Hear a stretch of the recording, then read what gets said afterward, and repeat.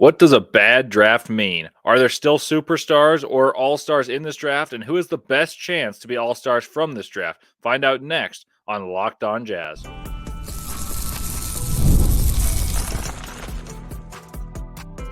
You are Locked On Jazz, your daily podcast on the Utah Jazz. Part of the Locked On Podcast Network, your team every day. Hello and welcome into Locked On Jazz. I'm Leif Thulin, and I'm excited to be back with you guys on Locked On Jazz. I'm filling in for David Locke for this week, or today, and then the following week, and I can't wait to do so as it's entering draft season, playoff basketball. It's my favorite time of the year. You guys know me by now, but if you're listening for the first time, I'm a lifelong Jazz fan who's a credentialed NBA draft analyst, attendee of the 2023 NBA Combine, and soon to be attendee of the 2024 NBA Combine, Jazz broadcast assistant and statistician for the past 3 seasons, and lifelong Jazz fan and lover of basketball, both collegiate and NBA. So I'm the man to tell you all about these draft picks and the history of the NBA draft. So I'm excited to make you guys as knowledgeable about the Utah Jazz and the NBA draft in a critical juncture for Jazz Nation. Thanks for making Locked On Jazz your first listen every day. And remember, Locked On Jazz is free and available on all platforms, including at YouTube, where you can follow us on Locked On Jazz, where the best way to help us grow is to comment anything below. And today's question is, who's the most likely player from the 2024 NBA draft class to become an all-star? And I'll give you my pitch as to who. Today's sponsor of the show is Monopoly Go. So go download and play with and against your friends on new boards for the same game you know and love from your childhood on board games. And I played a ton of it with my family, my siblings, and we're getting competitive on the online game as well. So go download it off, and it's Monopoly Go. So thank you to them for sponsoring it. In the first segment, we're going to look through old drafts and find the number of stars and top-end role players and discuss the picks made and what are considered weak drafts over the course of time. But we're not going to go too far back. This will be mostly the last 10 years. And then we're going to look at who was drafted where the Jazz are likely to draft. In the second segment, I'll tell you who I think has the most potential of becoming an all-star in this class. I'm going to list 3 players, and then I'm going to give a wild card fourth. And then in the third segment, I'll analyze 2 more prospects I've yet to analyze who I think the Jazz may take a gander at within the top 10, though these guys are a little down on the list. I've given you 12 in the previous episodes I've done, so everydayers know who I've already talked about. Today, I'll give you 2 more. So let's dive right in. The 2013 draft is the one that's often regarded as the worst draft class in recent memory. That's because at the top, it was quite bad. Like, it yielded not very much. But there are a lot of accolades and high-end players, or in terms of like the output of awards from this class is high because they have 2 very dominant players that came from the middle to late stages of this draft. 2013 in total, without talking about who, has produced 3 All-Stars. One of them was the second pick, who is a solid but unspectacular player riddled by injury, Victor Oladipo, who relative to a second pick probably was not a great pick. At 15, Giannis was selected by the Bucks, and we all know what Giannis is, making up 8 All-Star selections, 7 All-NBAs, 2 MVPs, and a Defensive Player of the Year. And at 27, there's Rudy Gobert, selected by your Utah Jazz. Rudy Gobert, a 3-time All-Star, a 4-time All-NBA, and a likely 4-time Defensive Player of the Year, assuming he's able to edge out Victor Wembanyama for the award this season. Per win shares, ironically enough, the third best player in this class is Steven Adams, who registers a 59 win shares of 59, which trails Giannis's 109 win shares and Rudy's 106. So there's quite a drop-off between the top 2 players and the next. And it's funny that you see Adams went 12th, Oladipo went 2nd. And you'd see, okay, Steven Adams is a good player, but he's been injured for a while. I think it's largely because he was on a winning team. So I don't know if win share is the best metric, but it does tell you how good a player is for the duration of time. You're also going to see a number of solid players drafted in similar places to where the Jazz could draft. So without further ado, 8 would be a hit. If you were to go back through the drafts that look through 8, this would not be the top number 8 ever, but it would be a very solid player. That's Kentavious Caldwell-Pope, who's on the Denver Nuggets. He's won 2 championships, one with the Lakers, one with the Nuggets, and he may be a front runner to win a 3rd this season with the Denver Nuggets. And I think he's a candidate to be an all-defensive team member this season. And he was regarded as a scorer coming out of Georgia. So he's molded his career to become one of the better 2-way wings, a 3-and-D of the ilk of Danny Green, I think is what you look at. Like, okay, a winner who wins games, he plays defense, and KCP is an 8 pick. If you were to get that in what's considered a bad draft like this one was at the top, and I will tell you how bad it was in a moment, I think that's a win. So for those of you who are new to this and maybe don't know the percentages, the Jazz have about a 35% chance of drafting 8, 32% of drafting 9, 10 is a little bit lower, and then there's a 26% chance the Jazz draft in the top 4, and that's about 6%, 6%, 7%, and 7% between those 4 picks. So it all adds up to 26 within the top 4. There's no chance whatsoever the Jazz drafting 5, 6, or 7. And then there is a slim chance, I think it's about 0.4%, that the Jazz would draft 11, aka the pick would not belong to the Utah Jazz. All right, the 9th pick was made by the Utah Jazz in this draft via trade. Trey Burke. Trey Burke had a decent career, but you'd not want that at 9. That would be a negative. Number 10, CJ McCollum. That would be a great pick. I was surprised his win shares weren't as high as Steven Adams. CJ McCollum at 10. He's had 9 straight years of scoring 20 points or more per game. So that's a success. So 2 for 3 between 8 through 10 in a bad draft class is encouraging. Neither of whom have been all-stars, though McCollum's about as close. He and Jamal Murray are the 2 best players who have yet to be all-stars in their career. And so that's really interesting that you can find good spots in a draft that aren't necessarily good. 1 through 4, which the Jazz, like I said, have an accumulative 26% chance of having a pick within the top 4. That's Anthony Bennett at 1, Victor Oladipo at 2, Otto Porter Jr. at 3, and Cody Zeller at 4. Anthony Bennett was probably the worst number 1 pick ever. I know there's Michael Olowokandi, there's Joe Smith, there's, of course, Kwame Brown, but Anthony Bennett was worse than Michael Olowokandi. He was worse than Kwame Brown. He was worse than all these other guys that are, riddled with these bust labels. And Greg Oden's obviously kind of got an unfair one because his injuries ruined his career. But Anthony Bennett came out of nowhere. He was going to be a 9th pick kind of going into the week of. And I remember I was just turned 13 at that point, and I was thinking to myself, who the heck is this Anthony Bennett guy who's climbing up boards at the week of? And all of a sudden he went 1, and I still think that was a shock, and I don't think anyone thought it was a good idea. 29, where the Jazz would be selecting at the end of the first round, was Archie Goodwin, not a very good NBA career. And 32, Alex Abrinas, a Spaniard who played for the Thunder briefly. The Jazz actually saw him plenty of times, played him in the playoffs, but an unspectacular career, at least in the NBA, and he moved back to Spain. All right, so not great success for the draft. That was perceived to be starless, but at 8 and 10, they produced great value. So there's hope. There's hope. It's not to be lost. And then in another recent draft that I think was perceived at the time was pretty good in 2019 was largely due to the hype of Zion Williamson. Zion Williamson was the reason 2019 didn't have the label of a bad draft. There are also 3 All-Stars from this class. That's the number 1 pick, Zion, number 2 pick, Ja, and then the number 5 pick, Darius Garland. Garland, a fringe All-Star, was a replacement. Ja and Zion riddled with injuries, but both supremely talented. And then you're going to see a lot of players that I think in the top 10 have had bad careers relative to where they were drafted, though they're still young. This is not an indictment on these front offices or these players yet, but just in terms of what they've yielded from their draft spot, not very good. The All-Stars from the class I already rattled off. I would argue picks 4, 6, 8, and 10 are disappointing picks. Aside from 4, none of them are contributors. Number 4 was DeAndre Hunter. You take DeAndre Hunter because he's a solid player, but I don't think anyone really expected him to be a star. And that's kind of the difference is you take stars at the top. But if you're taking a player you expect to be a decent player at 4, it means that the draft class doesn't have the quality of depth. The picks 4, 6, 8, and 10. I mentioned 6 was Jarrett Culver. He's out of the league. Number 8's Jackson Hayes. At the time, he was seen as an upside swing from Texas.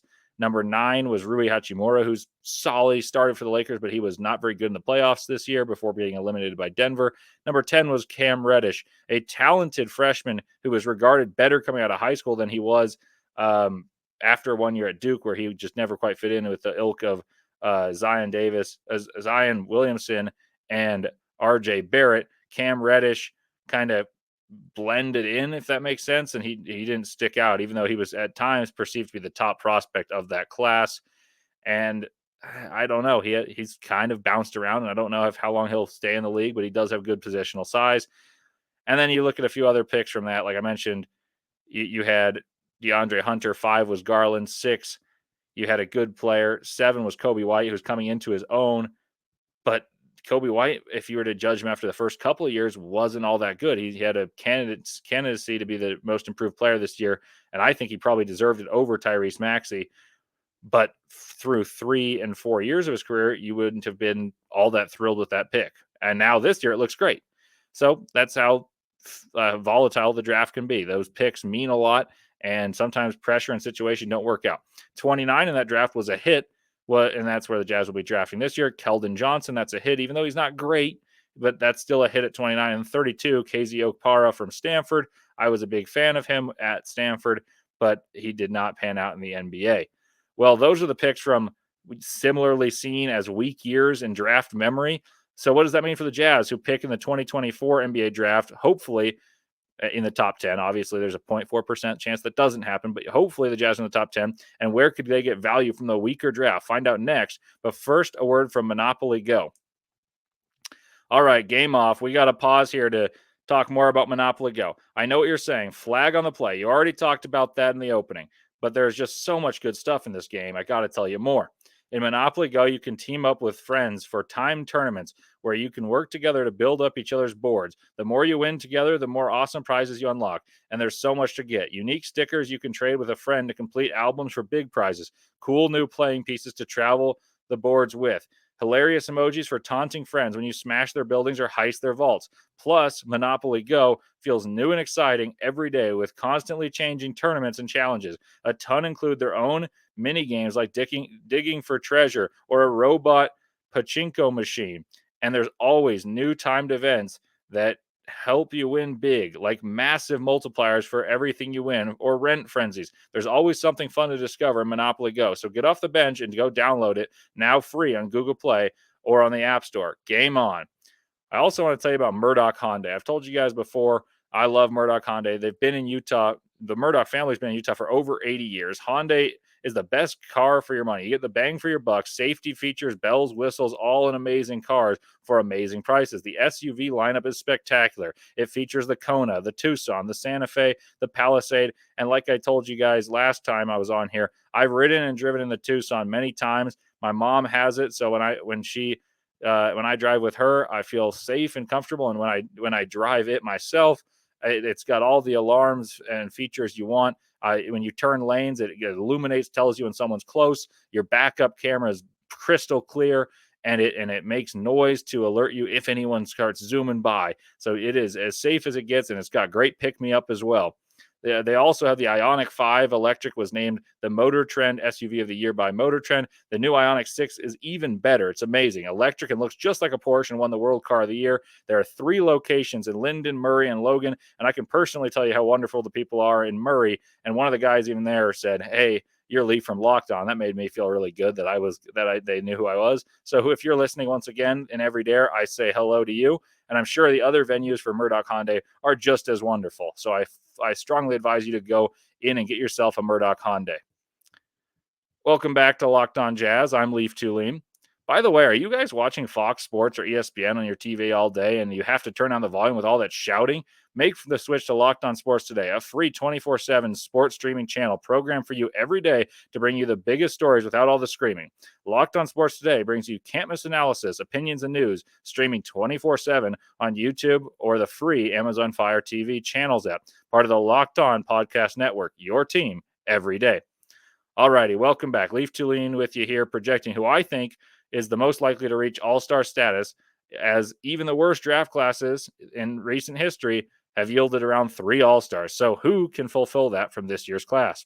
I think the first guy that comes to mind for me is Rob Dillingham, who, as I've mentioned in Locked On NBA Big Board, if you listen, as well as the time I broke his game down for you guys here on Locked On Jazz, I think he's the most capable guy of scoring 20 points, the quickest in his career in the NBA. I think if he's running an offense, he's going to have the ball in his hands, come off pick and rolls looking to score, make your team better. And I can foresee him pretty quickly being a 20.7 assist guy. And that is the type of player that can have a fringe all-star candidacy and really change the elements of your offense. So for those of you who don't know much about Dillingham, he's 6'3", 176 pounds. He, in my opinion, there's some notes I wrote, he is the best individual creation in the class, gets a shot whenever he wants, even in college spacing, and I think he would be a pick-and-roll star, someone who can help the short roller. He can throw it to the lob guy. He can go all the way to the rim, can dance around, shoot step backs, catch and shoot. He shoots 50% from three. Off the dribble, he's very good, shoots 45 overall from three. And with college spacing, he was still able to get whatever shot he wants. So that makes me very optimistic for him in the future. His collegiate averages were 15 points, 3 rebounds, 4 assists, 48% from the field, 45 from three, 79 from the free throw line. So he passes the shooting parameters that you really want from a guard, despite being diminutive in stature. He's ranked 6th in Tankathon, 8th by the Ringer, and 2nd by yours truly. I just released a board, and I will publish that more officially in the coming week once I have some analysis written on there.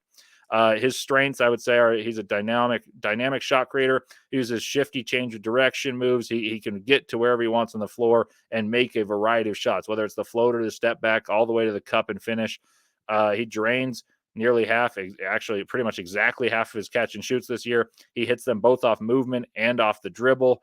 I think he could be extremely dangerous coming off the dribble handoffs and making the rest of his team better with NBA spacing.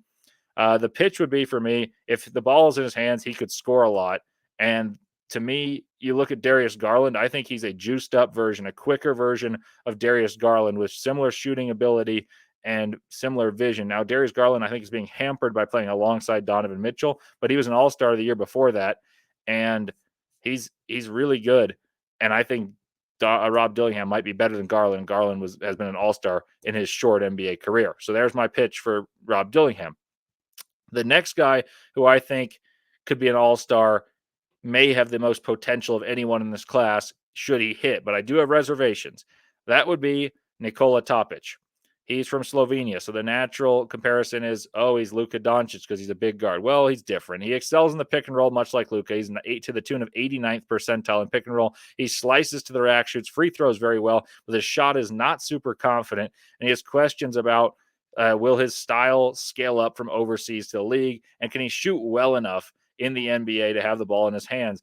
David Locke pointed out in some of his previous episodes that you need to have statistical marks that you surpass in order to stick in the league. At least it's very difficult to stick in the league and thrive in the league if you don't hit him. And his numbers are kind of on the borderline. He's just above some of the shooting numbers because his free throw percentage carries him up. He's a very good free throw shooter, 89%. But his catch and shoot, his off the dribble numbers are scary. I have him 4th on my board right now. Topic is a 6'6", 200-pound guard, 16 points per game, 4 rebounds, 6 assists, 50% from the field, 28 from three, and 88 and change percent from the free throw line. I've said this on air and off air. I think if he hits his ceiling of being a star might be the highest in this class because you have someone who's big. He fits the mold as a big facilitator who can create havoc going to the rim. And if he hits, that means his shot develops, which is his largest weakness in my mind. If his shot develops, it opens up even more space to attack and be creative as a passer, which I think he does very well. So here are a few notes. He's a scorer in the paint with a deep bag of finishes at the rim. He knows how to use angles. He's got enough size to use his body to create extra angles. He's a kind of a quick driver to the rack who uses change of pace, head fakes, footwork, and he gets into the teeth of the defense pretty easily and is able to keep his head up and create for others when he does so. He also has really good decision making. He makes those decisions quickly. When he gets to the rim, he knows when to dump the ball off. I think it's an underrated skill. He's a quick decision maker. I will say that the negatives would be he's a stiff jump shooter. It's kind of rigid. Defenders often dare him to shoot, and that's not a good sign if that's going to be your guy. They often sag off of him to give him space to launch when he's isolating and kind of play him to drive, and he's reluctant to shoot as a result of that. So the defenders kind of win that mental game right there. And his release is a little bit low. It's a little rigid and it's a little low. So I think there needs to be a mechanical shift. And sometimes that makes me worried, but the touch indicators are there as his free throw percentage is very good.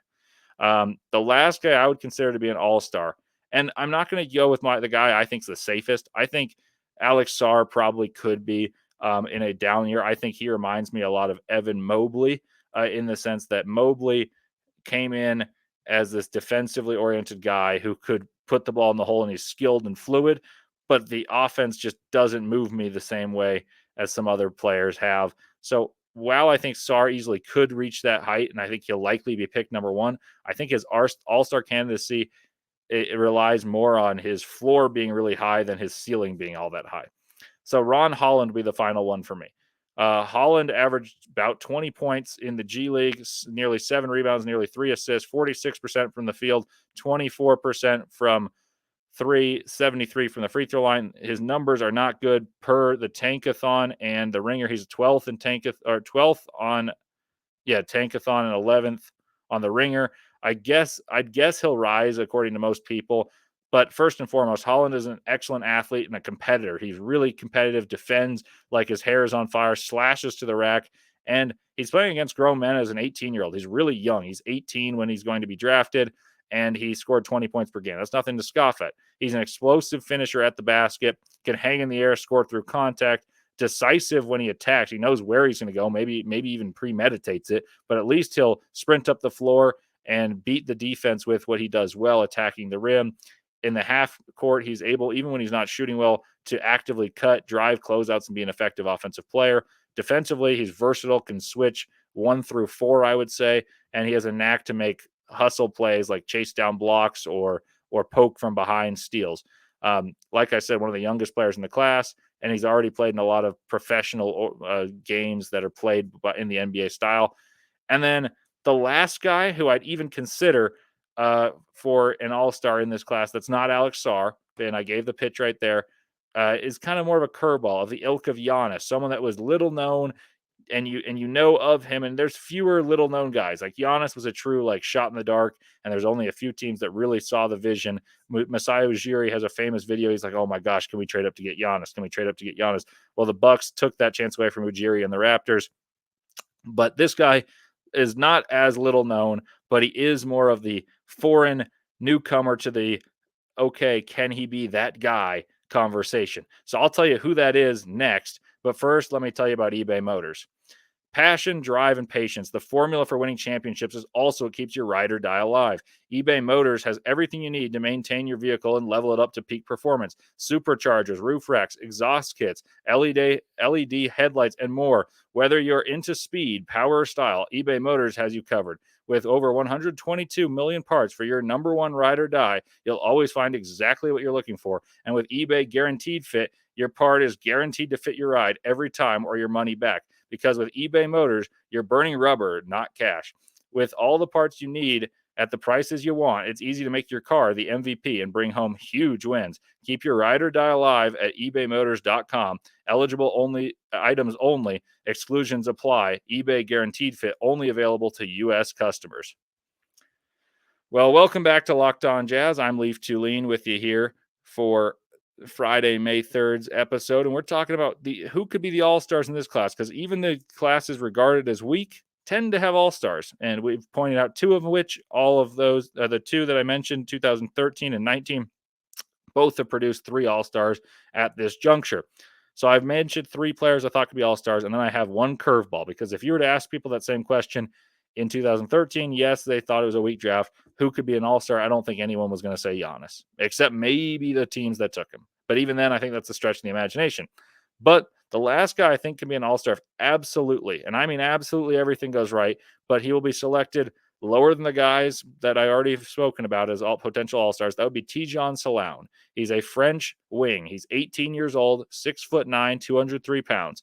Averaged nearly 10 points per game, 9.6 a game, 4 rebounds and assists, shot 40% from the field, 32% from 3, and 83% from the free throw line, playing professional basketball in France.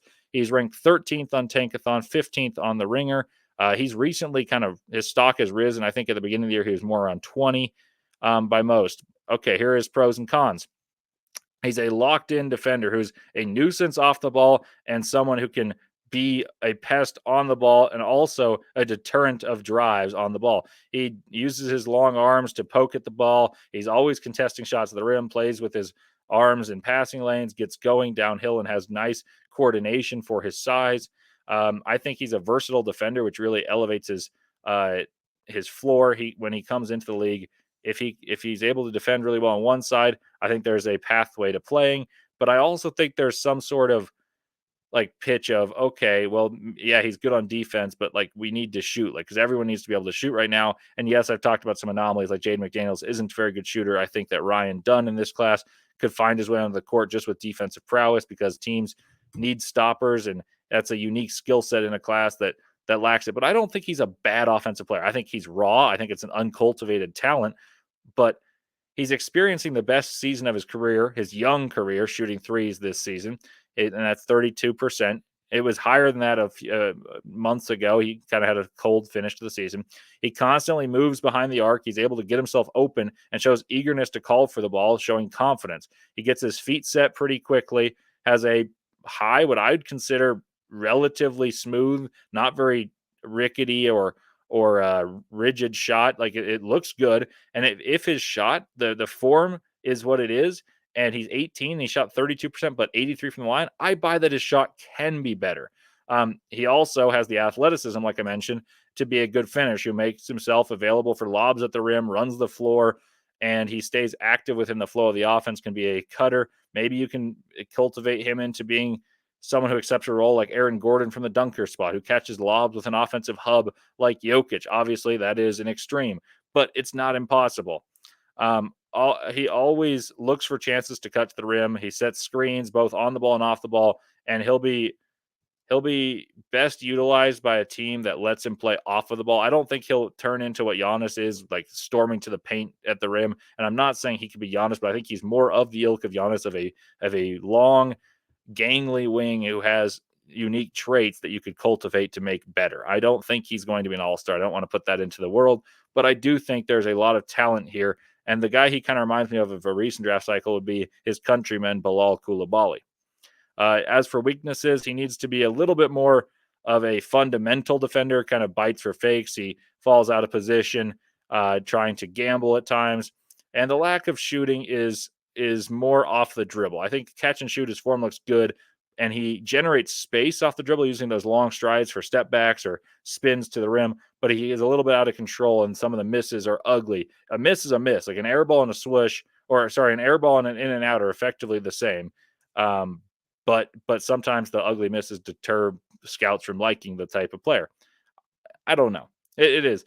Essentially, long story short, Salaun has an NBA frame with an undeveloped and not very advanced offensive game, but has found a way to make himself productive in a professional league as a teenager, and that makes him enticing. And the final prospect I'll introduce you to, but I don't see an all-star potential from, but for those of you who scour mock drafts like myself, you may see him occasionally appear as a pick for Utah Jazz, so I'll try to acquaint you guys with Jacoby Walter. He's 6'5", 180 pounds. He's ranked 12th by Tankathon. 14.5 points a game, 4.4 rebounds per game, 1.4 assists, 1.1 steals, 38% from the field, 34 from three, and 79 from the line. He's a freshman at Baylor. Was kind of the immediate, hey, I'm going to play the shooting guard, which Keontae George vacated. He's a dynamic perimeter shooter who thrives off of screens and off of handoffs, kind of sits behind the screens and shoots over the top. He uses hesitation and guile to attack the rim off of closeouts, as opposed to being super athletic. He has a really impressive form. I think he's a better shooter than 34% would indicate. His very first game, you saw him play Auburn, who is one of the best defensive teams in the country and analytically a top 5 team in the country entering the tournament, and he torched them as a freshman. So that opened some eyes. He's he uses his body aggressively when attacking the rim, but he's not a super quick driver or a super strong driver. He just knows how to use his body. He is decisive when he goes through him, has good touch with an intermediate game, and he uses ball fakes and pump fakes to draw fouls when he does attack the rim.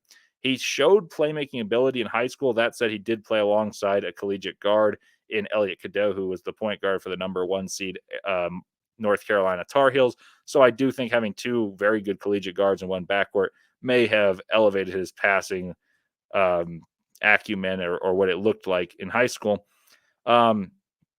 Defensively does have long arms, which gives me a little bit of hope he can defend up a position, because I think he's pretty much an average size 2. As for the weaknesses, and this is why I'm lower on him than most people. I wanted to really like him, but he just doesn't have wiggle. Like if you're going to be a 6'5", 180 guy who who doesn't have tremendous athleticism, you better have some wiggle and creative ability. Like CJ McCollum's not a tremendous athlete. He's smaller than that, but he's got this wiggle and ability to create space out of like make you miss in a phone book is typically talked about running backs making linebackers miss. Well, those type of guys don't grow on trees and they have enough creation ability, even if they're not tremendous athletes. Walter doesn't have that. And that's the type of trait I would like to see if I were to take him in the top 10. So that's why I don't think the Jazz will take this guy. But you never know. Maybe they really like him because I do think his shot is significantly better than what 39% would indicate. He lacks that explosive first step, and I watched him numerous times try to attack switches, and the switch defenders, although in a very athletic Big 12, were able to stay in front of him and didn't really bite on his fakes, which makes me think he doesn't have the burst to get by the guys, and nor the handle and wiggle with his hips to make a guy miss and kind of create himself space. So I think he's going to have to rely on basket finishes, reliant on guile, which don't work as well in the NBA as they do in college because these defenders are more athletic, but also more disciplined and shooting off of screens as opposed to having the ball, which makes him less of an impact immediately guy, in my opinion. So I'm lower on him. I have him 16 on my board, which isn't terribly low, but that's not a top 10 pick. And I would say there's a difference between those guys. Yeah, that's the rundown. I think there's a few players I like more than him that I will get to in coming episodes, but he's one that's commonly picked in the top 10. And Utah Jazz fans, you can let me know if you agree with that assessment of him. So, well, that'll do it for today, but I can't wait to be back with you guys next week with more NBA draft talk, potential trade targets that I will give a pitch on. Do the Jazz want to take a swing at Devin Booker? What would it entail? Who else could be on the trade market? Do the Jazz trade Lauri Markkanen? We'll talk about all those opportunities next week. And so I'll sign off now and talk to you then. But before I sign off, let me remind you, Locked On Sports has the first ever national sports 24/7 streaming channel on YouTube, and it's now available on Amazon Fire TV and the free Fire TV channels app. Locked On Sports Today is here for you 24/7, covering the top sports stories of the day with the local experts of Locked On, plus our national shows covering every single league. Find Locked On Sports Today, now available in the free Fire TV channels app. And that'll do it for me. Thank you guys for listening, and I will be back with you guys on Monday and all throughout next week, and can't wait to talk to you guys about my beloved Utah Jazz.